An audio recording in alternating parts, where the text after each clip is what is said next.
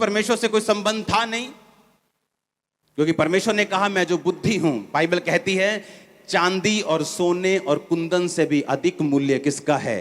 बुद्धि का।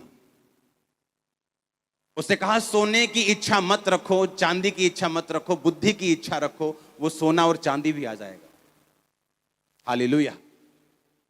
जब सुलेमान ने परमेश्वर से मांगा, उसने इसी बुद्धि को मांगा, उसे मालूम था। और परमेश्वर ने कहा जब मैं तुझे बुद्धि देता हूं तो उसके पीछे पीछे ऐश्वर्य भी आएगा, पैसा भी आएगा, ताकत भी आएगी, जीत भी आएगी, क्योंकि तूने सही चीज मांगी है। और कैसे आएगी ये बुद्धि? उसने कहा यहोवा का भय मानना बुद्धि की शुरुआत और बुद्धि का मूल है। मैं जो बुद्धि हूं किसमें वास करती हूं? चतुराई में, और ज्ञान और विवेक को प्राप्त करती हूं। जब बुद्धि आती, विवेक आता है, ज्ञान आपको बढ़ाता है। जब ज्ञान आता है आप अगला स्टेप ले पाते हैं। जब ज्ञान आता है आप अपनी लाइफ के नेक्स्ट लेवल पे चले जाते हैं। जब ज्ञान आता है आप अपनी लाइफ के एक नई हिट को, नया नया सिक्सर मारते हैं आप अपनी लाइफ में। जब ज्ञान आता है, क्योंकि वो हेवनली होता है।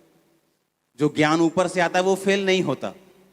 आप नीचे के ज्ञान से कोई बिजनेस खोल सकते हो कि इस इलाके में ये बिजनेस चल सकता है, और वो चल भी सकता है, लेकिन जो ज्ञान, और फेल भी हो सकता है, लेकिन जो ज्ञान ऊपर से आएगा वो कभी फेल नहीं होगा। और मैं उस ज्ञान की बात नहीं कर रहा हूं, ये ज्ञान आपकी लाइफ के लिए पर्सनल होता है।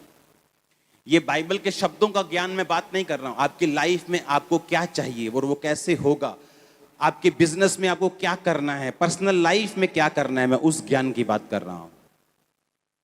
आप मेरी बात समझ रहे कि नहीं? उसने कहा